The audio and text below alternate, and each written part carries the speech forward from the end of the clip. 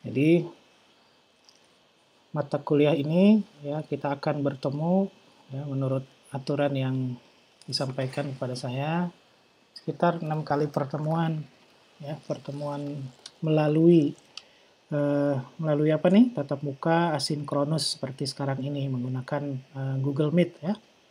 Lalu 6 kali pertemuan lagi nanti kita akan menggunakan pembelajaran metode sinkronus, yaitu melalui vClass ya. Jadi kita akan coba sama-sama ya dalam beberapa kali pertemuan ini ya, insya Allah akan coba saya efektifkan ya pertemuan ini ya melalui daring ini ya, walaupun mungkin nanti agak sedikit berbeda dengan tatap muka yang langsung ya. Daring ini kita punya beberapa kelemahan ya. Nanti salah satunya adalah kelemahan koneksi dan mungkin juga ya ada gangguan-gangguan ya dari situ. Kemudian yang kedua kelemahan daya tahan gitu. Ya, daya tahan kita semua di sini ya. Mungkin kalau saya sih nggak kerasa bisa ngomong banyak bisa. Tapi yang mendengarkan ini gitu loh ya. Jadi mungkin itu juga jadi jadi hambatan juga yang akan menjadi tantangan ya untuk bisa kita taklukkan gitu ya. Insya Allah sih saya akan berusaha ya pertemuan kita ini ya paling tidak 1 jam minimal ya begitu. Dan maksimal tidak sampai 2 jam lah gitu dalam pertemuan tatap muka daring seperti ini ya, dengan harapan nanti saya akan sampaikan poin-poinnya ya, kalian bisa tangkap poin-poinnya, kemudian sisa waktu yang ada bisa dilanjutkan oleh masing-masing secara mandiri untuk melengkapi pengetahuannya ya. Jadi begitu tekniknya, karena kalau kita paksakan ya untuk mendengarkan sampai berjam-jam, sampai 3 jam, 4 jam, wah itu cukup menyita energi juga ya. Artinya bagi kalian juga, bagi kita semua yang ada di sini itu suatu yang pelan-pelan harus kita biasakan sih memang akhirnya gitu ya. Tapi kita pelan-pelan aja ya. Baik, itu yang pertama ya. Yang kedua ya, nanti kita akan sama-sama ya, terutama kalian lah gitu ya, akan melakukan absensi ya. Bagaimana cara absensinya ya? Absensinya adalah ya, kita akan kalian semuanya nanti akan menuliskan ya, hanya akan menuliskan di chatting ya, di chatting dari Google Meet ini ya. Silakan nanti tulis kelas, nih saya tuliskan di chattingnya ya, kelas, terus nama ya, NPM dan nomor HP ya. Jadi gitu ya. Nah sekarang sudah boleh dimulai ya, silakan absen sekarang boleh ya. Silakan tulis dengan format yang saya minta tadi ya, dan itu akan kita lakukan secara terus-menerus ya di awal ya, perkuliahan ini ya dimulai ya.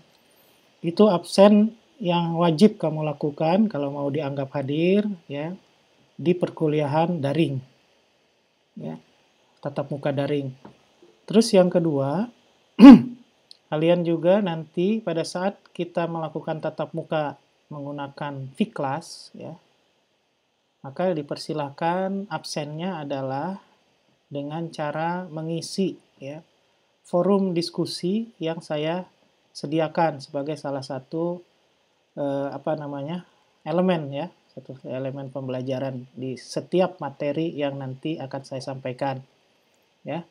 Jadi yang penting itu adalah kamu coba semuanya baca forum itu, ya. Di forum itu akan saya lemparkan satu pertanyaan, ya, pertanyaan untuk didiskusikan sama-sama. Ya, jadi forum itu kan tugasnya ya untuk diskusi. Ya, saya minta pendapatnya dari teman-teman semua untuk mengisi jawaban dari pertanyaan di forum tersebut. Ya, pertanyaannya cuma satu, ya. Nah, jawaban itulah yang akan saya jadikan, ya, bentuk absensi kawan-kawan semua, ya. Itu kalau menggunakan V-Class. Jadi dua macam absensi, ya. Gitu. Jadi ini udah pertemuan pertama, ya. Silakan yang belum absen, silakan absen. Jangan sampai lupa, ya. Jadi pertama kali, ya, nanti akan saya ingatkan kalau di daring ini silakan absen, ya.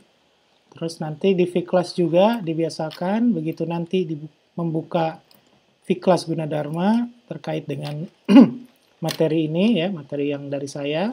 Nanti yang pertama teman-teman lakukan adalah melakukan absensi, ya, dengan membuka forum, lalu membuat komentar di forum tersebut, ya, lalu selesai, ya. Nah, jadi aspeknya, ya, aspek penilaian terhadap sikap, ya, terhadap kedisiplinan, ya, terhadap apa namanya istilahnya, non materi utama, ya. Kita kan belajarnya di sini adalah wireless sensor network, ya, tapi penilaian saya coba, ya, bukan hanya dari materinya juga, tapi ini dari sikap, ya. Nah, sikap disiplin yang bisa saya nilai melalui absen aja dulu sekarang, ya. Jadi begitu kira-kira.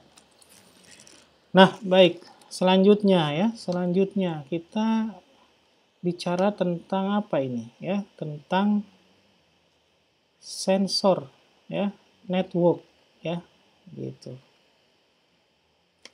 Ntar saya siapkan dulu.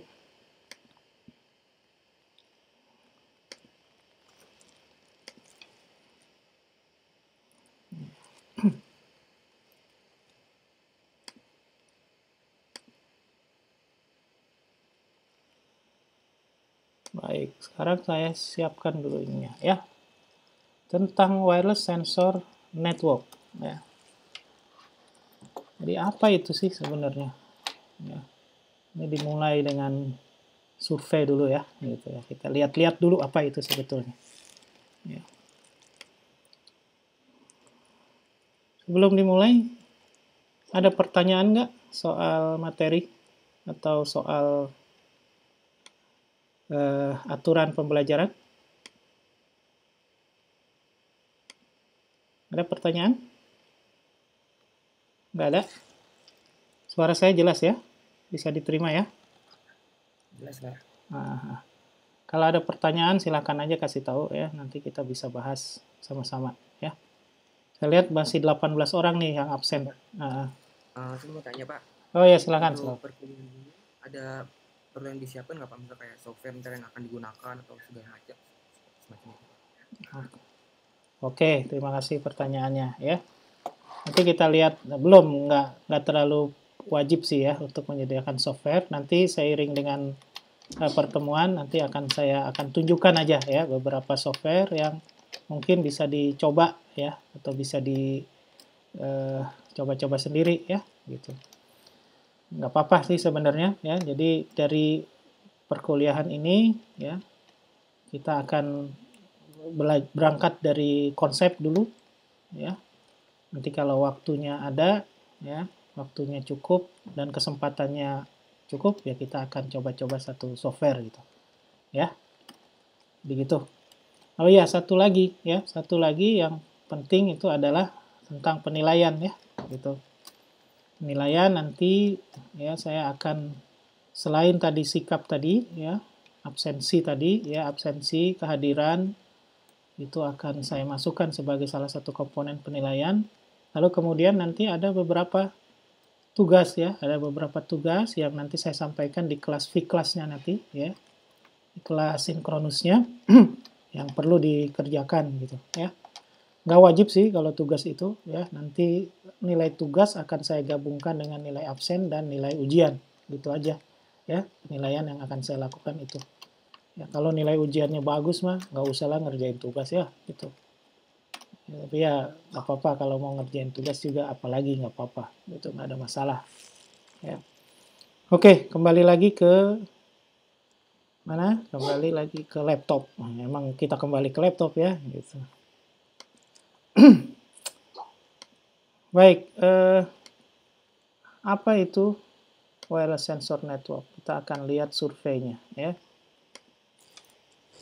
Dalam survei ini ya, saya akan coba tunjukkan beberapa ya definisi awal ya, lalu beberapa contoh aplikasinya ya, dan apa yang terkait dengan desainnya itu, bagaimana ya hal-hal penting yang mempengaruhi suatu desain sensor ini ya. Terus komponen-komponennya ya, lalu ada komunikasinya ya, bagaimana komunikasinya, dan ada bahasa protokolnya yang kita biasanya gunakan sebagai dasar komunikasi ya. OS-nya dan beberapa simulator ya, contoh simulator. Jadi kuliah hari ini kita akan mulai sampai jam sampai subuh. Enggak, maksud saya saya di sini sekarang sedang tidak di Indonesia ya gitu, saya lagi ada di negara lain gitu ya. Sekarang ini masih dini hari gitu, ya, masih 1 jam sebelum subuh ya, sholat subuh. Saya pagi-pagi nih bangunnya nih gitu ya. Di kamu di sana Indonesia jam 9 sekarang ya gitu. Ya, betul, Pak. Iya, sekarang jam 9. Di sini saya masih jam 5 pagi ya. Subuhnya aja jam 6 ya. Masih Di ada mana itu, Pak? di daerah separuh Eropa, separuh Asia. Wah, saya ada di perbatasan. Ya, ada di daerahnya Al-Fatih ya, di Turki. Turki ya, Pak ya? Iya, betul. Baik, kita kembali lagi ke sini ya. Jadi mohon maaf nih kalau saya agak ngantuk-ngantuk sedikit gitu ya. Kembali ke sini ya, kita lihat dari pendahuluan ya. Jadi yang perlu kita pahami sebagai dasar dari mata kuliah ini adalah kita mengetahui tentang sensor ya. Itu nomor 1. Teknologi sensor tuh kayak gimana? Mungkin kawan-kawan sih udah pada tahu lah, apalagi ini elektro ya, elektro. Teman-teman dari sistem komputer juga pada tahu-tahu gitu ya, maksudnya pada memahami gitu. Ya, yang basisnya elektro ataupun sistem komputer tentu saja menguasai hal ini ya. Jadi sensor atau transducer itu adalah suatu teknik untuk mengkonversi ya sistem-sistem yang ada di secara fisik ya, alamiah ya, seperti misalnya panas, gerakan ya, getaran, suara ya, cahaya ya, menjadi sinyal-sinyal elektrik ya, gitu, sinyal-sinyal listrik gitu. Nah, kemudian ada istilah yang namanya sensor node ya, gitu. Jadi kalau sensor itu kemudian didesain sedemikian sehingga menjadi unit-unit dasar yang cukup lengkap ya. Jadi sensornya itu bukan hanya sensor saja, tetapi di situ ada ya prosesornya, ada memorinya, ada transceivernya, ada power supply-nya tersendiri ya. Jadi itu udah disebut dengan unit sensor atau sering disebut dengan sensor node ya. Sekarang banyak ya, apalagi sensor-sensor IoT sekarang. Kalau teman-teman cari bagaimana sensor IoT di pasaran ya, itu sensornya udah lengkap itu dengan kalau dapat sensor yang sudah lengkap dengan prosesor dan ya peralatan-peralatan lainnya gitu di luar dari fungsi sensor tersebut ya, tapi mendukung ya fungsionalitas dari sensor tersebut, itu disebut dengan sensor node gitu. Nah, kemudian kalau sensor node ini digabung dan bekerja secara bersamaan ya, banyak ya, lebih dari satu ya, itulah yang disebut dengan sensor network ya. Gitu. Jadi bisa secara berkelompok ya, sensor itu mendeteksi ya, mendeteksi dan merasakan gitu ya, mengidentifikasi suatu fenomena yang ada di mana di alam gitu ya.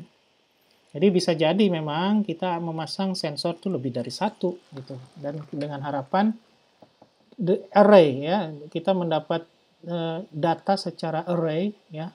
Array itu artinya datanya data 2 dimensi atau bahkan 3 dimensi. Nah, gitu ya. Ya, jadi dengan kita meletakkan sensor dengan pola-pola tertentu, kita bisa dapat bahkan data 3 dimensi ya. Bisa bentuk ya. Jadi sensor itu bisa menjadi penglihatan juga ya. Nah, aplikasinya apa? Wah, banyak sekali ya. Yang paling banyak orang memanfaatkan sensor untuk kegiatan militer gitu ya. Monitoring ya, siapa kawan, monitoring perlengkapan ya, monitoring amunisi ya, monitoring battlefield ya, area peperangan gitu ya, atau area musuh gitu ya, gitu. Terus targeting ya, proses mentarget ya, sambil mungkin asesmen di situ tulis ya, hasil peperangan gitu ya, gitu. Kehancuran akibat peperangan gitu. Ya, deteksi apa? Deteksi nuklir, biological, chemical, dan seterusnya. Ya, itu military. Ya. Dulu waktu saya sekolah di Perancis tuh ditawarkan tuh, datang tuh, ya, militer ke laboratorium gitu. Ya, jadi kalau di luar negeri, di negara-negara maju, ya, universitas dan laboratorium risetnya tuh sangat dekat sama industri. Ya, industri itu bolak-balik datang ke lab untuk ngobrol, dia minta ini, lalu dia tawarkan bayarannya sekian, ya, dan waktunya berapa, dan itu jadi gayung bersambut sama riset, sama orang-orang yang riset di sana gitu. Ya. Dulu yang datang pabrik mobil ya, pabrik mobil di Perancis datang ke kemana? Ke laboratorium ya, rapat sama siapa yang mau terlibat gitu. Waktu itu saya pernah juga ditawarkan terlibat di mana di satu rapat yang ditawarkan oleh militer gitu. Mau bikin sensor visual yang akan ditaruh di dalam di rudal gitu. Ya, di peluru kendali gitu. Wah, ngeri juga gitu. Ya saya nggak mau terlibat lah kalau untuk urusan apa namanya militeri kayak begini ya, untuk peperangan ya, ngeri juga itu ya, takut ikut dosa kalau perangnya salah gitu ya.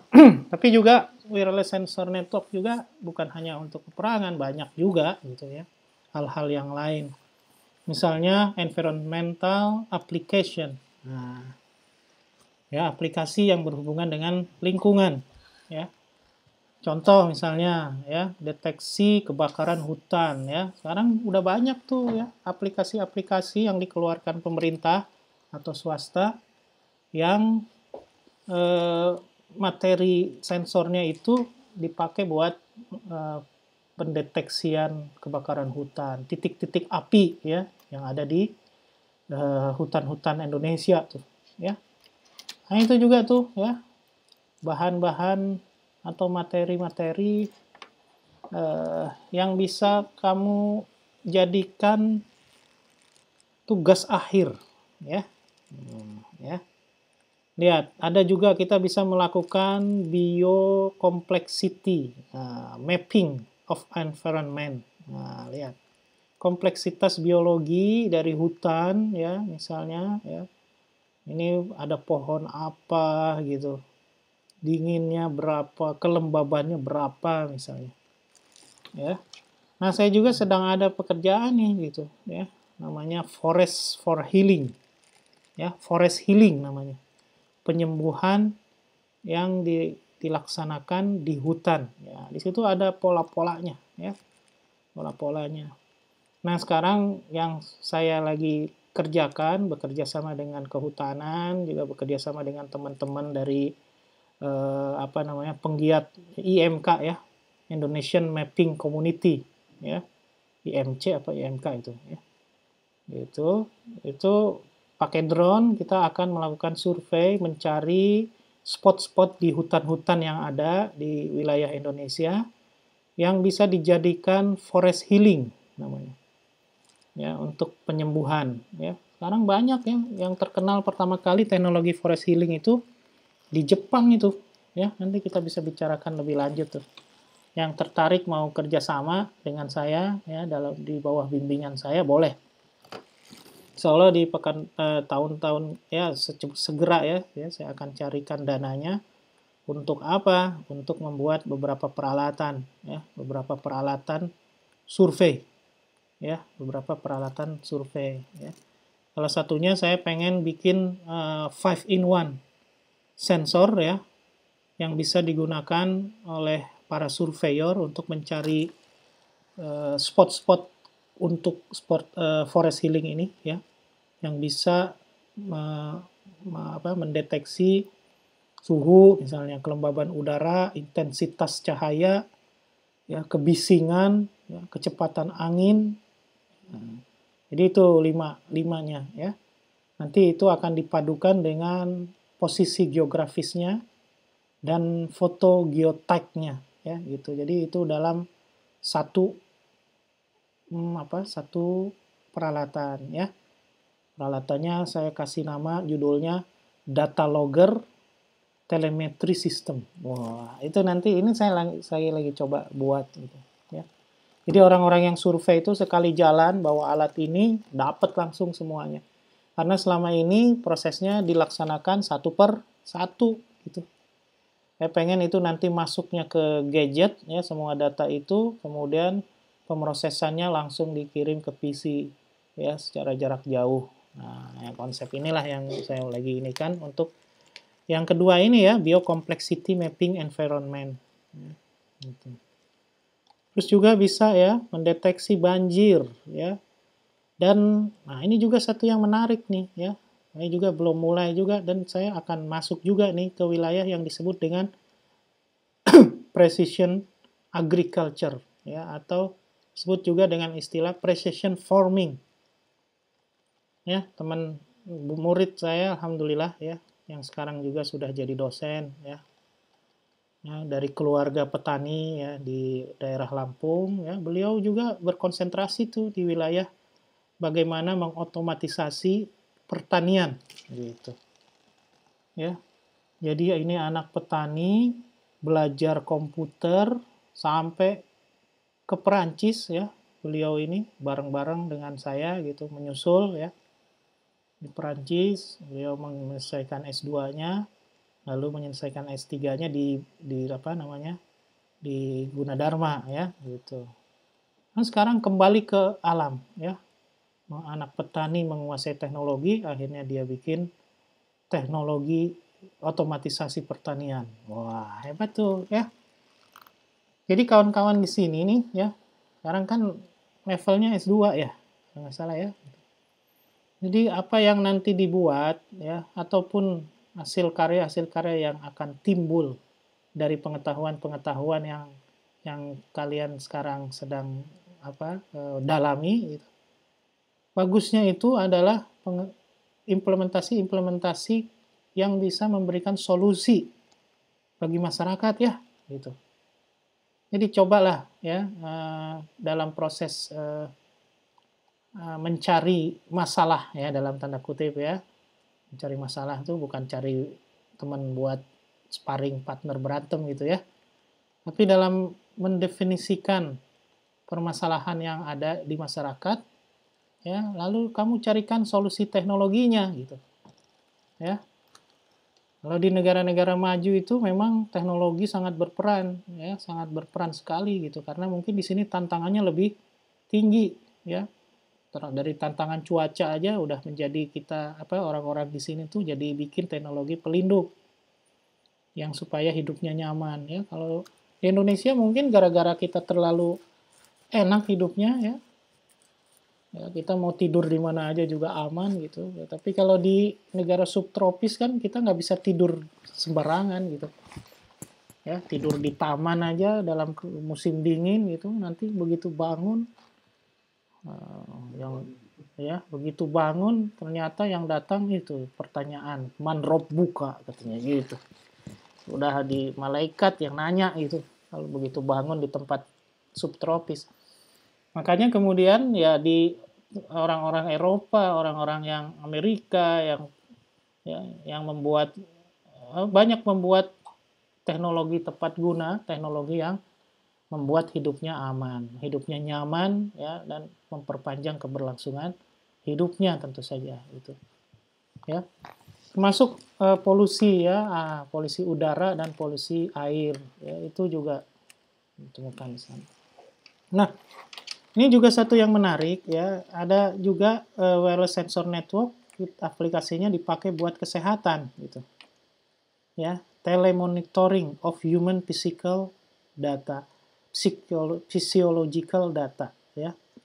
Jadi ini telemonitoring ya bagi yang punya sakit yang harus dipantau, tidak perlu lagi oleh orang harus datang dan seterusnya ya, cukup dicatat oleh satu sensor kemudian bisa dikirimkan secara otomatis. Nah, ini aplikasi ini juga ya, kemarin saya ikut satu seminar yang berhubungan dengan keamanan juga ya, keamanan data ya, yang di seminarnya itu yang memberikan adalah tentara ya, tentara kita gitu ya. Gitu. Dia menyampaikan bahwa kita sekarang juga lagi mengembangkan proses monitoring ini, telemonitoring buat serdadu-serdadu yang lagi berperang katanya. Jadi bisa ketahuan tuh physiological datanya ya lagi capek gitu, lagi udah jalan berkilo-kilo misalnya, posisinya di mana, lagi di gunung, lagi di apa gitu. Termasuk kesehatannya gitu ya, kesehatannya ya kayak di film-film lah gitu. Ya, hebat ya gitu. Sebenarnya banyak sekali sensor yang sudah di komersial yang bisa kita pasang di tangan kita ya. Harganya malah sekarang udah murah ya, 200 ribuan. Ya, sudah kita bisa pakai, terus dari situ langsung kontak ke mana HP kita, ke gadget kita, dari situ kita kelihatan sudah berapa kilometer berjalan, kalorinya berapa, ya, istirahatnya, tidurnya bahkan bisa dideteksi, tidurnya tidur nyenyak atau tidur biasa-biasa gitu, ya. Itu namanya telemonitoring ya. Cuma bahayanya telemonitoring itu karena made in China, nggak tahu itu servernya kemana itu. Ya, ada 2 juta orang aja yang pakai sensor yang ada di gelang itu. Jadi masuk ke server orang lain dari negara lain langsung ketahuan tuh ya. Wah, ini orang Indonesia nih yang dari 2 juta yang kurang tidur sekian gara-gara kebanyakan mabar ya, misalnya gitu. Ya, dari kelas misalnya ya 39 ET gitu ya, dari 19 nih yang 10 kurang tidur, nah, kita serang aja pas lagi kurang tidur, nah itu kan bahaya juga ya. Jadi tracking dan monitoring dokter dan pasien ya, ada pasien yang nggak boleh jalan-jalan gitu, pasien orang gila misalnya yang harusnya ada di mana kok malah ke masjid-masjid pada menyerang masjid, nah misalnya kita bisa tracking itu gitu. Ya, termasuk juga tracking terhadap obat-obatan ya, bisa mengurangi apa namanya istilahnya apa, bisa mengurangi peredaran obat yang tidak boleh ya, peredaran obat yang bukan pada tempatnya atau pada areanya ya. Misalnya begini, salah satu BUMN kita itu ya, Peruri itu sekarang dia bukan hanya percetakan uang aja tuh ya, BUMN-nya ya, direkturnya cukup ya, ibu-ibu tuh ya, cukup milenial tuh direkturnya dan cukup strategi sehingga dia mengembangkan usahanya. Jadi bukan hanya mencetak uang tapi juga dia bikin digital signature layanan buat umum, buat masyarakat. Dan juga dia bikin digital signature ini ya diturunkan lagi menjadi sensor-sensor RFID yang nanti akan bisa ditaruh di kemasan-kemasan dari produksi-produksi dari suatu pabrik gitu. Jadi misalnya pabrik ini ngasih kemasan ya dengan ciri khas tertentu sehingga produk-produk ini hanya bisa dijual di negara tertentu saja. Begitu produk ini ditemukan di negara lain tuh langsung dia bisa lakukan apa namanya? Wah, ini berarti di dalam distribusi ini ada yang ngaco dari petugasnya. Ya, dia bisa mendeteksi sampai seperti itu. Nah, itu semua adalah wireless sensor network. Ya, mereka itu pakai basisnya RFID. Ya. Nah, juga wireless sensor network kita bisa pakai di rumah ya atau di perkantoran ya untuk home and office automation, otomatisasi di rumah dan di kantor, juga smart environment ya. Ini smart city ya, ini juga banyak nih ya pekerjaan yang masih menunggu teman-teman semua ya untuk membuat kota cerdas gitu. Ya, alhamdulillah ya saya masih diberikan amanah ya sampai sekarang nih udah dari tahun akhir berapa ya? Akhir 2018 kalau nggak salah ya. Akhir 2018 apa 2017 awal gitu ya. Udah hampir 3 tahun 4 tahunan lah gitu. Di Depok ya, saya membantu Depok untuk membuat smart city-nya ya. Mungkin ada teman-teman orang Depok nih di sini nih. Ya. Di Depok itu sekarang ada UX-nya ya yang bisa di-download yaitu namanya Depok Single Windows ya DSW. Nah, di situ kita belum masukkan sih ya, link ke sensor-sensor ya. Ya, harusnya sensor-sensor ini proyek-proyeknya dimulai di 2020 ini, tapi rupanya Allah berkehendak lain gitu. Ya, sekarang semuanya sibuk menghadapi COVID ya, menghadapi hal yang sangat kecil tapi cukup memusingkan gitu. Ya, tapi juga banyak inovasi-inovasi yang akhirnya lain di wilayah kesehatan terutama ya untuk mendeteksi orang-orang yang COVID dan seterusnya ya. Tapi memang kita belum pakai sensor juga. Nah, di perjalanan menuju ke Turki ini juga saya melihat ya bahwa di luar negeri udah nggak kayak di rumah kita lagi gitu, nggak kayak di Indonesia lagi. Ya, mereka sudah new normal ya, kewajiban masker, jaga jarak itu jadi wajib ya, dan petugas-petugas itu pasti akan memperingatkan kalau kita lepas masker dan seterusnya ya. Ya, jadi mereka udah di bandara-bandara besar ya, kan, misalnya di Qatar misalnya, itu mereka udah tidak pakai orang lagi untuk mendeteksi panas tubuh ya, mereka pakai panas tubuh. Kalau kita panas saja, udah langsung sensornya nyala dan kita nanti akan langsung disamperin sama petugasnya gitu. Ya, jadi begitu.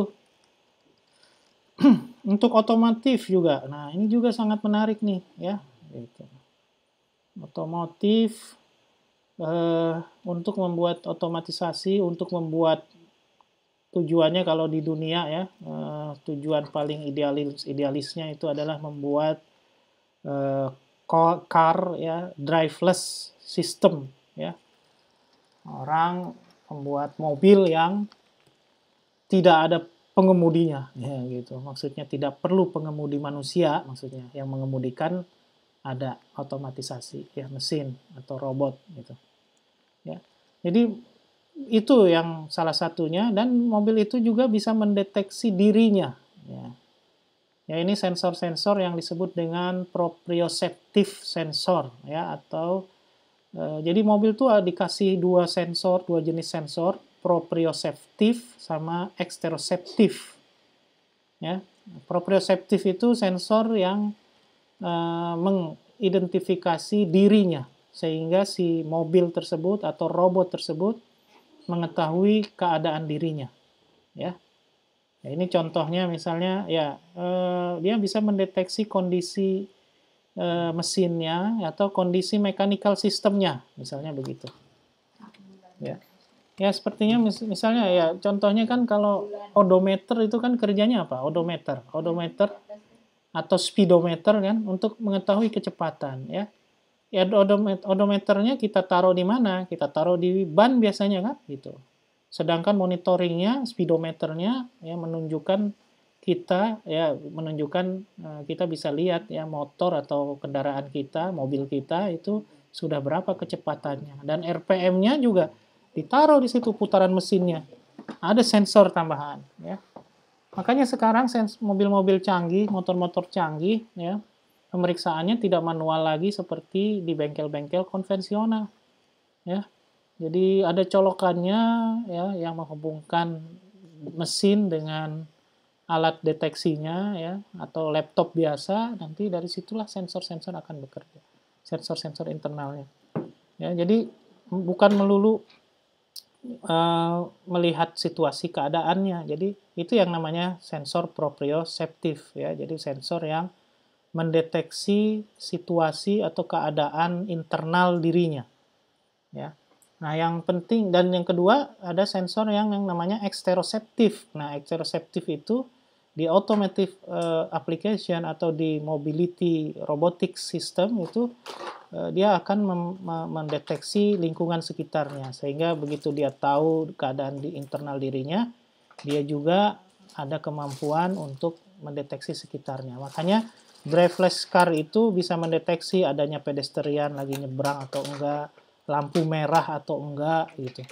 Ya sisi lane misalnya dia nggak menyusul sembarangan karena dia baca informasi yang ada di kaca spion, yang ada di mana sensor itu ada gambarnya gitu. Nanti saya minta mungkin salah satu tugas dari kawan-kawan adalah membuat membuat review ya, membuat review dari teknologi-teknologi penerapan sensor wireless network ini ya, untuk ngelihat udah seberapa canggih sebenarnya orang-orang melakukan ini. Dan kamu boleh coba di sini nanti ya, boleh kerjasama dengan saya karena saya banyak masalah gitu ya, banyak masalah yang saya temukan baik di precision forming ataupun di forest detection ya, sistem ya, ataupun juga ya ini di dua dua ini terakhir di 2 tahun terakhir ini 19 2000 3 tahun malah ya, saya juga bergerak di bidang ini ya, intelligent transportation system ya. Saya mencoba mengevaluasi ya, ini di 3 tahun terakhir nih ya, saya mencoba mengevaluasi bagaimana penempatan rambu-rambu di jalanan itu sebenarnya berapa sih persentase kemanfaatannya, berapa sih pengemudi itu bisa melihat rambu itu dan mematuhinya, dan kemudian akhirnya adalah mengurangi kecelakaan ya. Saya malah bikin sensor, saya tidak, karena untuk menguji makhluknya ya, untuk menguji manusianya yang menjadi eh, supir dari kendaraan, maka kemudian saya bikin driving simulator sendiri yang situasinya ya saya data jalanannya saya ambil secara langsung di jalanan-jalanan Depok ya. Begitu pula rambu-rambunya di sana ada aturan, ada peraturan menteri untuk menunjukkan, untuk meletakkan rambu-rambu itu ya.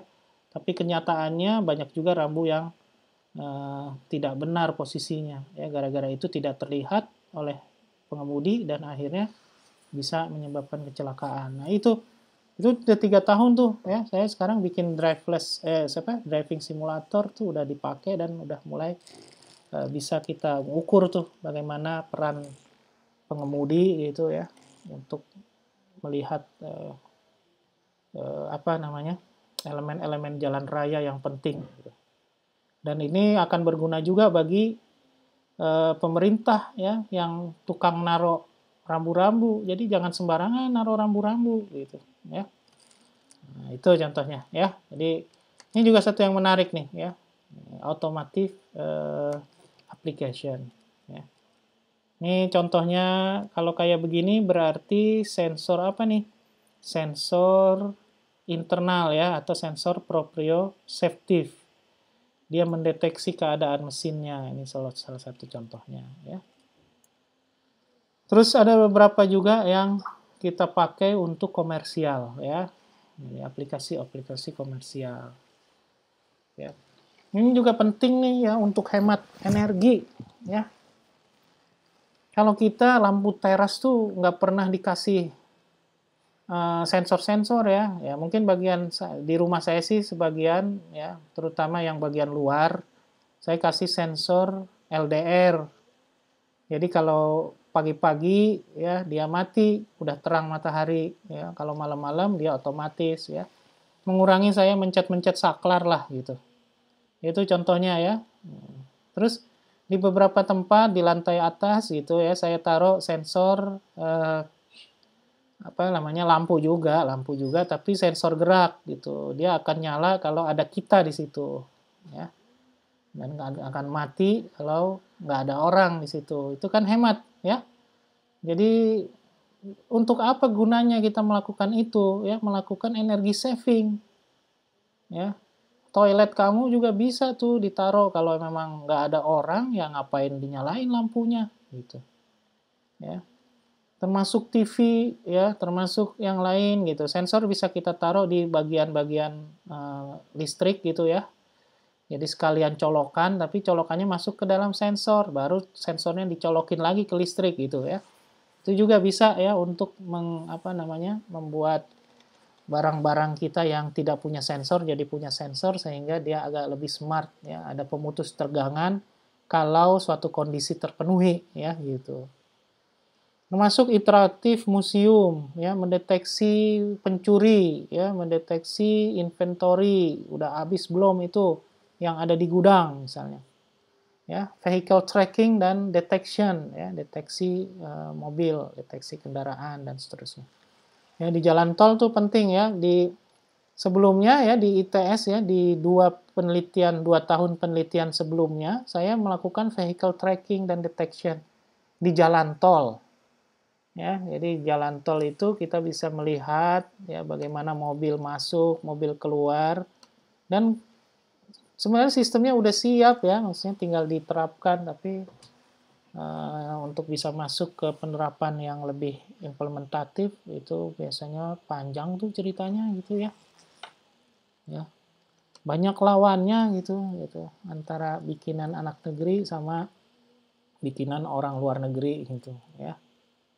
Jadi kalau ada pilihan satu dari Singapura, satu dari Bojonggede gitu ya, pemerintah kita milihnya dari Singapura, padahal jelas-jelas di Bojonggede lebih hebat, lebih hemat, dan lebih lebih apa orang-orangnya gitu kan, tahu masalahnya. Jadi masih begitu tuh, yang begitu-begitu ya. Jadi capek kita kalau mau ini ya, kalau mau memberikan solusi. Gitu, ya. Nah, ini ada tampilan ya, ada contoh underwater acoustic sensor network ya. Dari siapa? Yang dibikin oleh Georgia Institute of Technology ya. Dia pakai satelit ya, dia punya surface station di sana ya, ditaruh di mana? Di laut ya, dia ngambang ya. Terus dia berkomunikasi dengan klaster-klaster lainnya ya. Jadi bisa melihat ya situasi-situasi sekitarnya ya. Nah, ini juga menarik nih, kemarin sempat ngobrol sama siapa ya, dia itu pensiunan ya dari BAT 8 ya, 8 kalau nggak salah. Pokoknya yang tukang ini satelit lah, jago-jago satelit ya. Saya diskusi dengan beliau ya, bahwa kita ini mestinya ya nelayan-nelayan ya, ini cerita nelayan gitu. Dikasih sensor sehingga kalau dia hilang kita bisa cari ya. Nelayan tuh kita tuh perahunya tuh kecil-kecil tapi ombak yang dihadapi di beberapa tempat tuh luar biasa gitu. Mereka tuh sampai bertaruh nyawa tuh untuk dapetin ikan buat kita gitu. Yang suka makan ikan gitu. Ya, maka dari itu perlulah kita kasih sedikitlah teknologi ya. Jadi yang beliau ini kan ya, bagaimana teknologi itu bisa, kan nggak ada BTS ya kalau kita pakai teknologi selular di laut gitu kan. Makanya kita memanfaatkan apa? Memanfaatkan satelit. Lalu dari satelit kita porting ke GSM ataupun kita porting ke internet. Sehingga dia bisa komunikasi dan bisa terdeteksi ya. Jadi memang ada paket-paket yang bisa kita pasang di perahunya nelayan misalnya ya. Misalnya GPS ya, terus radio komunikasi yang berhubungan dengan satelit ya, microwave dan seterusnya itu. Tapi harganya harus murah. Ya. Ini sekarang ada satelit-satelit yang memang disediakan tuh untuk mengaktifasi internet ya. Jadi itu kalau mau ngobrol juga, itu juga satu yang menarik ya. Gitu. Kita mau buat komunikasi-komunikasi di selain GSM. Sekarang kan apa-apa sekarang komunikasi darat kan kita pakai GSM ya sebagai komunikasinya ya. Nah, kita lanjutkan ya. Faktor-faktor yang mempengaruhi wireless sensor network. Nah, apa itu? Yang pertama adalah fault tolerance ya. Gitu. Jadi toleransi terhadap kesalahan ya. Jadi ini adalah bagaimana sensor didesain ya, supaya peka terhadap toleransi ya, toleransinya peka itu maksud saya. Jadi di situ misalnya, jadi jangan sampai suatu jadi false positif atau false negatif ya gitu. False negatif, false positif ya gitu. Gara-gara apa? Gara-gara ada toleransi ya rendah gitu. Jadi apa aja yang dideteksi dia anggap apa gitu. Ya, padahal ya misalnya kita mau mendeteksi pencuri gitu ya. Nah, pencuri itu kan manusia gitu ya, bukan kucing. Ya.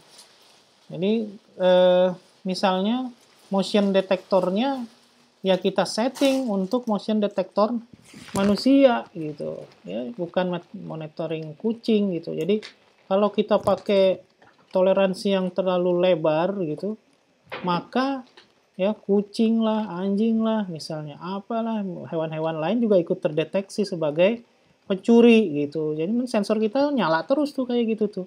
Ya, kucing lewat nyala, ya. Anjing lewat nyala gitu. Kayak gitu kan kita perlu toleransi. Ya, perlu melakukan setting toleransi. Terus kemudian yang penting juga adalah scalability ya, skalabilitasnya ya, bagaimana kita bisa sebar sensor itu sejauh mana ya, kuat nggak kalau kita sebar 1000 sensor ya, mesin kita, pengolahan kita cukup nggak itu, makanya itu harus direncanakan ya. Dan juga production cost-nya ya. Soalnya kalau kita mau pakai Node MCU, Node MCU-nya ada 500 biji, masing-masing Node MCU itu akan satu sensor misalnya. Atau masing-masing Node MCU kita pasang sensor 2 atau sampai 5 gitu ya. Production cost-nya ya, Node MCU berapa sekarang harganya? 50 ribuan kalau nggak salah ya gitu. Kalau satu berarti satu sensor 100 ribuan misalnya, dengan sensor apa gitu biayanya. Nah, kita butuhnya 500 kali 100 ribu. Tuh, udah kelihatan tuh berapa tuh biaya produksinya gitu. Dan worth it nggak? Nah, itu yang penting. Jadi kita sekolah tinggi-tinggi itu bukan untuk apa, keluar itu ya, keluar dari sekolah kita ini, dari Gunadarma ini bukan untuk membeli yang mahal supaya dapat yang canggih kan, bukan gitu. Kalau gitu mah nggak usah sekolah ya. Justru kita akan memilih yang paling optimal dari berbagai opsi yang murah gitu. Itulah kita sekolah ya, salah satunya ya. Nah, juga termasuk hardware constraint ya. Jadi hambatan-hambatan akibat kesulitan hardware, termasuk kompatibilitasnya gitu. Ya, ini ada sensor nih, tapi nggak bisa dikirim ke sistem internet karena apa gitu. Harus pakai sistemnya sendiri gitu. Nah, itu parah itu ya, nggak usah dibeli gitu. Terus tipologinya seperti apa ya, situasi lingkungannya bagaimana, ya itu sangat berpengaruh ke desain sensornya. Ya, transmission medianya, ya, media transmisinya mau pakai wireless atau pakai kabel, dan untuk tentu saja yang penting di sini adalah power consumption. Jadi untuk apa? Untuk komunikasinya, untuk data processing maupun untuk melakukan pendeteksiannya. Ya. Ini konsumsi power ini juga jadi isu ya, jadi isu besar. Ya, robotics aja misalnya, ya kenapa robot jadi berat banget itu gara-gara baterainya terlalu besar, karena kita, dan juga operasionalnya terlalu lambat gitu. Ya, kapan kita bisa bikin robot kayak Terminator yang nyala terus gitu, ya nyala terus. Ya, itu mungkin tantangannya. Ini juga menurut saya ya, isu-isu power ini juga suatu yang bisa jadi ide ya, pengembangan untuk tugas akhir ya. Bagaimana kita sekarang kan pada pakai lithium ya baterainya gitu. Nah, di Indonesia ini powernya banyak sekali ya. Gas bumi ya, minyak bumi, gas bumi, matahari ya. Apalagi angin banyak ya. Itu juga lumayan yang bisa kita kembangkan tuh. Bikin controller-controller untuk membuat sistem atau membuat teknologi untuk energi terbarukan ya. Tuh. Ini kesempatan nih isu energi ya. Supaya kita pasang sensor juga, sensornya bagus gitu jalannya ya. Nah, ini beberapa contoh sensor node ya. Itu ya, nggak terlalu besar ya, kecil itu semuanya ya, ukurannya cuma semata uangnya, 2 mata uang itu di situ, logam. Nah, ini sebagai gambaran sensor node komponen ya. Jadi di situ ada apa misalnya ya, processing unit, terus ada transceivernya ya, ada power unitnya, ada power generatornya. Terus di situ ada setting ya, dari sensing unitnya apa yang fungsinya. Dan biasanya kalau di sensing unit ada ADC-nya ya, analog to digital converter, karena prosesornya sendiri prosesor digital. Ya, jadi ini sebagai gambaran wireless sensor network ya. Nah, ini isinya terdiri dari apa saja. Kita bisa melakukan penelitian di mana saja sebenarnya ya. Teman-teman bisa melakukan penelitian tentang sensing unitnya, bagaimana membaca membaca suatu physical clue ya, tanda fisik ya, tanda fisik yang ada di alam. Kemudian kita melakukan pembacaan dan proses konversi ya, transducer menuju elektrik atau apa. Ini kalau sensornya apa ini? Kalau ini sensor konvensional ya, dijadikan listrik ya. Dijadikan arus lah, dijadikan tegangan lah, dijadikan apalah pokoknya ya. Nah, menarik juga sensornya adalah sensing unitnya adalah sensing unit yang memanfaatkan kamera. Nah, itu kalau itu ilmu saya tuh ya. Susah-susah ya belajar 3,5 tahun jauh dari keluarga ya. Itu saya belajar computer vision. Akhirnya bisa kita pakai di robotic vision juga ya. Nah, itu sensing unit robotic vision ya, maksud saya bukan robotic vision, sensing unit vision ya. Itu sensor unit yang cukup cukup jelas ya, dia bisa melihat atau mendeteksi itu cukup baik ya, sangat baik. Ya kita manusia dan makhluk-makhluk bumi ini kan rata-rata punya mata. Matanya itu yang melihat dan memberikan sumbangan banyak untuk kita ya, untuk kita sebagai orang yang makhluk yang dititipi mata gitu. Ya, untuk mensensing keadaan sekitarnya gitu. Makanya pada saat teknologi ini kita sadur ya di elektronik ya, optikal ya, di teknologi optik kita untuk bikin kamera-kamera canggih. Nah, sekarang kamera banyak ya. Bukan hanya kamera yang peka terhadap cahaya tampak ya, kamera-kamera biasa ya, kamera-kamera intensitas. Juga kamera yang peka terhadap warna ya. Ya, warna itu disebut dengan chromatics kamera ya. Terus juga peka terhadap gelombang-gelombang cahaya lainnya yang tidak tampak, misalnya peka terhadap ultraviolet, peka terhadap inframerah ya, infrared ya. Jadi banyak tuh kamera aja jenisnya banyak. Belum kita bicara filternya ya, filter optik. Ya, ada hal-hal yang kita pasang di depan kamera itu ya, sistem optik yang nanti akan membuat informasi-informasi yang tidak nampak ya, kalau tidak menggunakan sistem tersebut bisa kita lihat dengan jelas. tinggal diinterpretasi ya. Contohnya gini misalnya, saya kemarin ya Gunadarma udah beli tuh ya bersama tim drone Gunadarma ya Pak Akbar tuh ya. Saya mencoba memfoto ya, memfoto daerah-daerah pertanian menggunakan drone. Drone dengan kamera ya, kamera spesial yang disebut dengan multispektral kamera. Ya, kemarin waktu kita ambil data, ternyata dengan hasil foto di ya 20 meter, 30 meter, 50 meter, dan 150 meter, kita bisa melihat ya, makin dekat makin detail tentu saja ya, tapi tentu saja gambarnya menjadi banyak juga gitu ya. Untuk penyimpanan itu masalahnya di penyimpanan, makin dekat ya.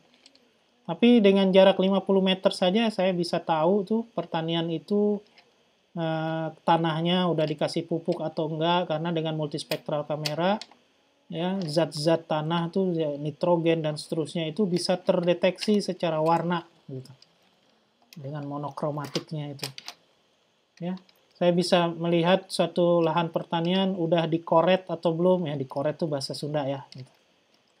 Dipelihara oleh petaninya ya, misalnya dihilangkan gulmanya ya, tanahnya digemburkan dan seterusnya, itu kita bisa cukup dengan drone.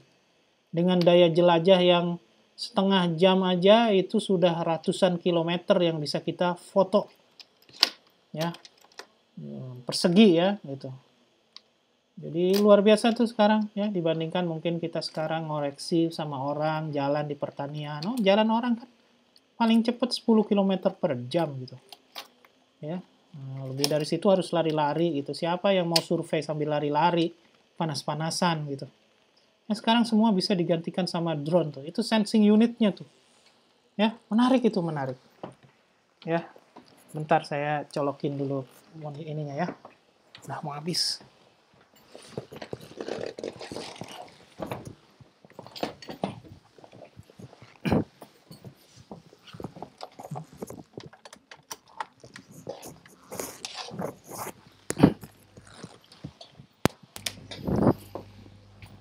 Ya, di itu kira-kira.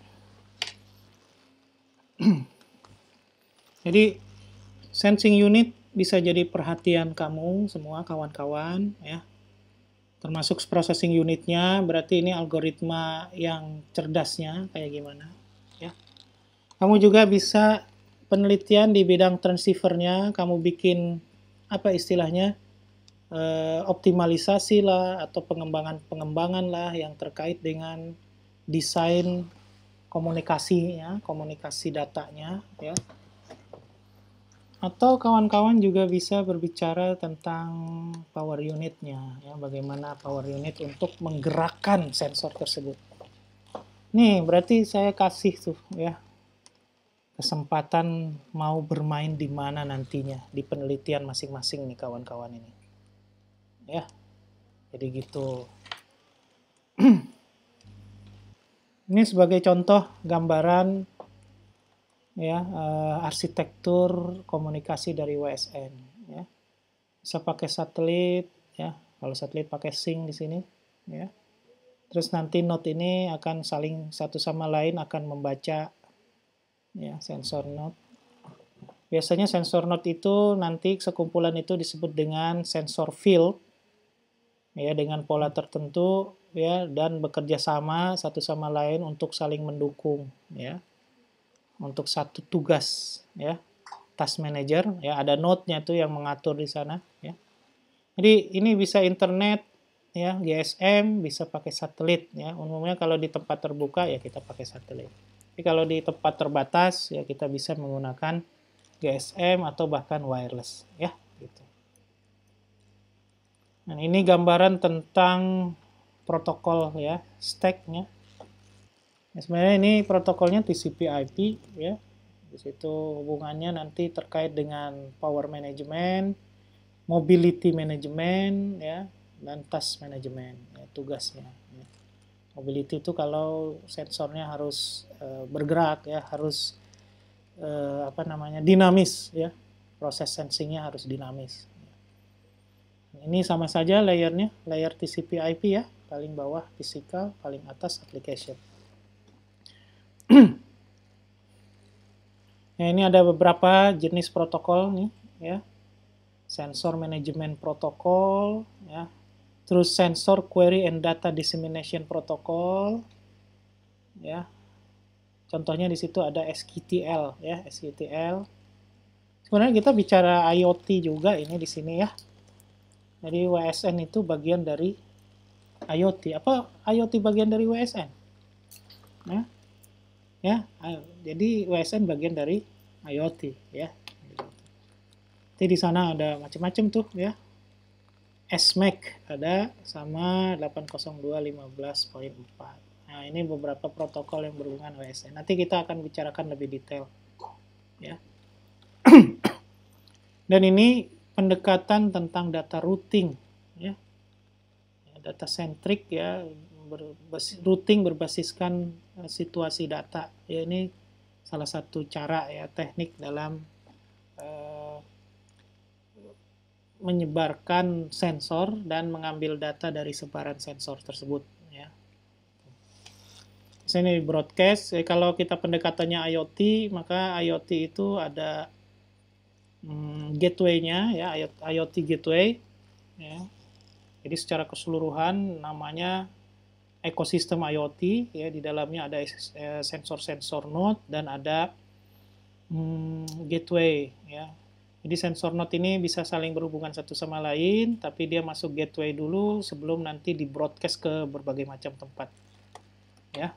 Itu bisa juga seperti itu. Dan supaya jelas, ya, supaya proses-proses itu bisa terdeteksi dari sensor yang mana, maka perlu atribut-atribut, ya, base naming, ya, berdasarkan nama-namanya. Jadi judul-judul nama dari masing-masing sensor tuh harus kita identifikasi karena dia tempatnya berbeda-beda, ya. Ini akan lebih menarik, ya, user itu, ya, dalam proses, ya, query-nya gitu. Jadi kelihatan ada nama sensor di sana, sensor di sini, hasilnya berapa dan seterusnya, ya. Jadi kita bisa juga, ya, mendeteksi misalnya begini nih query-nya nih, ya. Jadi dengan adanya atribut base naming kita bisa dengan mudah mencari mana sensor node yang temperaturnya lebih besar dari 75 derajat Fahrenheit kalau di sini contohnya. Nanti semua sensor yang lebih besar dari itu akan aktif dan akan memperlihatkan datanya. Jadi itu yang namanya data centric routing, ya. Terus ini juga ada pendekatan data aggregate, ya, di dalam sensor, ya. Data yang datang dari sensor yang banyak itu, ya, sensor node itu kita kasih agregat, ya. Jadi yang punya atribut yang sama, ya. Jadi nanti akan di routing sesuai dengan apa namanya? Jadi kita atur routingnya yang sama, kita taruh urutan di tempat yang sama gitu. Jadi ada pengelompokan di situ untuk kembali ke sync, ya. Jadi yang sama-sama kita akan jalankan, dicatat secara sekuensial gitu.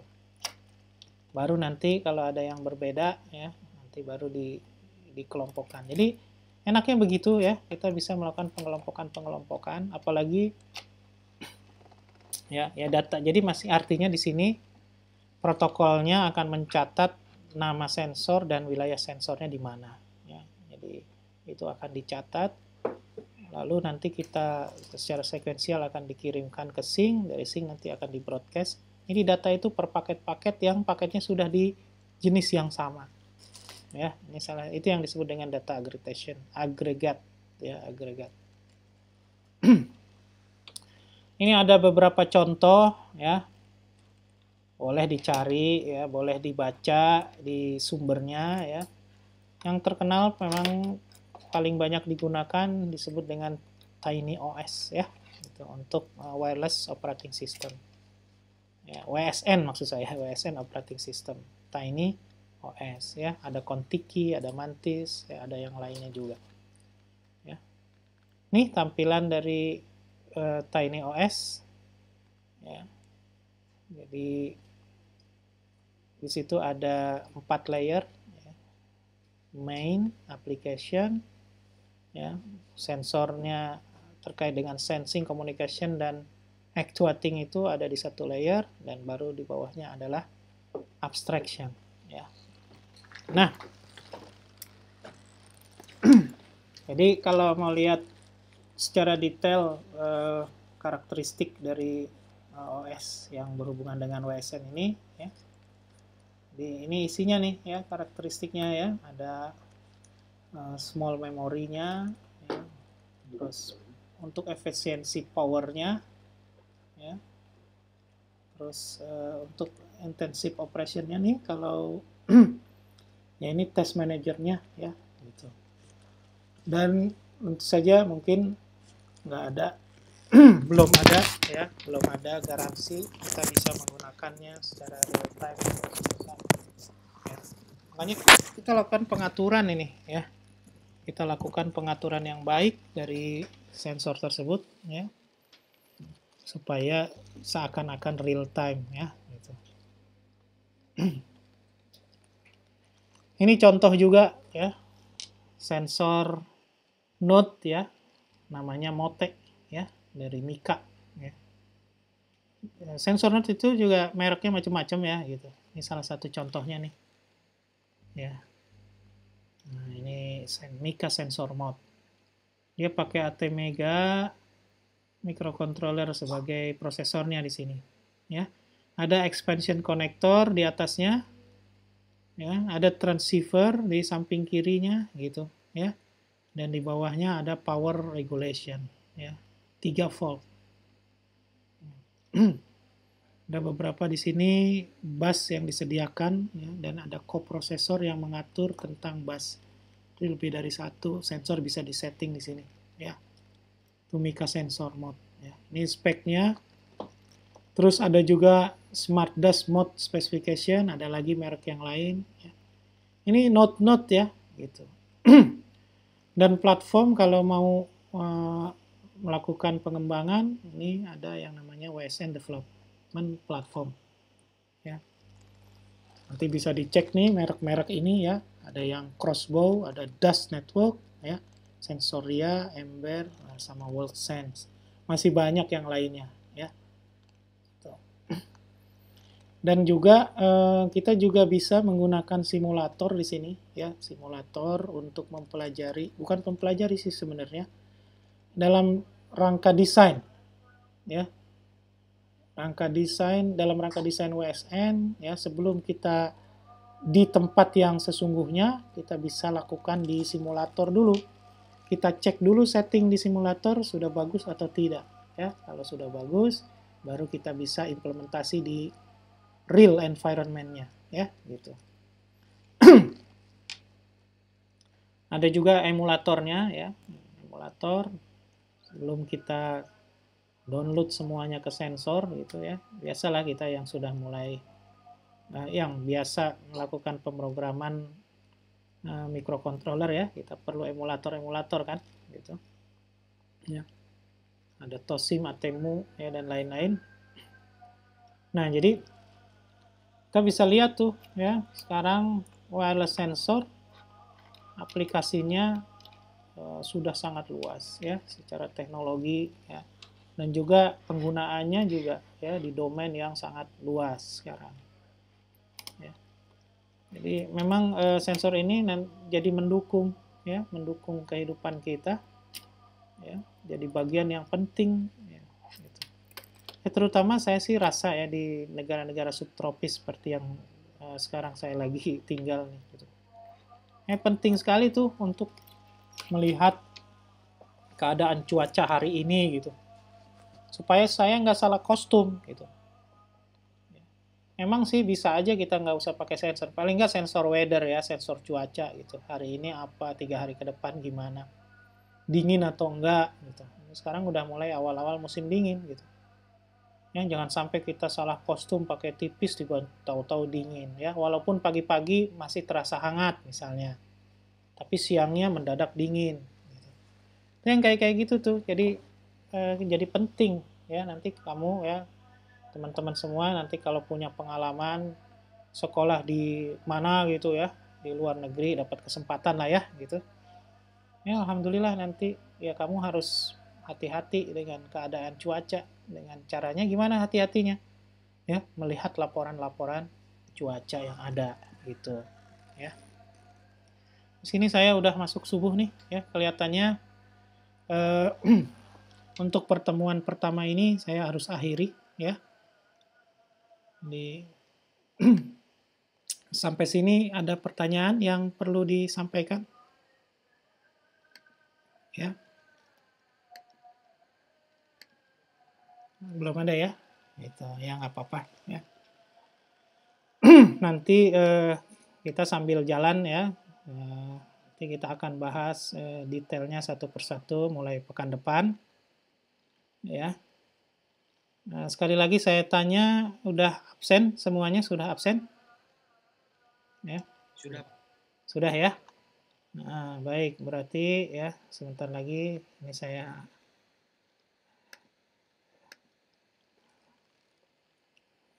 sebentar.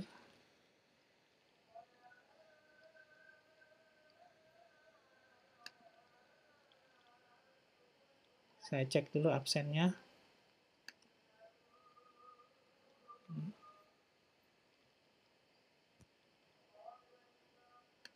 Kita copy ya ke bawah ya.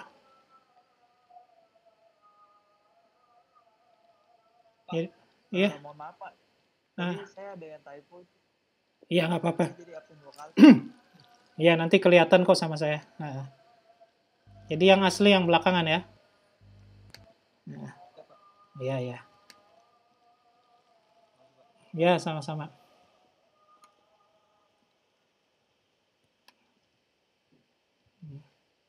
Jadi begitu ya pertemuan kita kali ini. Sekarang saya sebelum ditutup, tolong dinyalakan dulu dong itunya kameranya gitu, supaya kita bisa kenalan lah sedikit. Ya. Bisa ya kelihatan ya? Sebenarnya pada punya wajah apa enggak gitu untuk memastikan aja. Ya. Nah. Mana lagi nih? Ini semuanya basisnya elektro atau ada yang dari sistem komputer ya? Ada juga kayaknya yang dari sistem komputer ya? Ada Pak dari SK juga. Ada wajah-wajah yang saya kenal kelihatannya. Gitu. Mana nih Iqbal nih? Satu lagi mana nih Iqbal? Nah itu dia, saya tahu dia itu. Baik, ya. Saya foto dulu ya. Oke, itu saja mungkin ya. Cukup ya. Terima kasih atas perhatiannya. Mohon maaf atas kekurangan ya. Insya Allah kita akan ketemu lagi pekan depan ya. Nah, saya mohon pamit. Assalamualaikum warahmatullahi wabarakatuh. Waalaikumsalam warahmatullahi wabarakatuh. Banyak Pak. Sama. Terima kasih Pak. Ya, sama-sama. Sama-sama.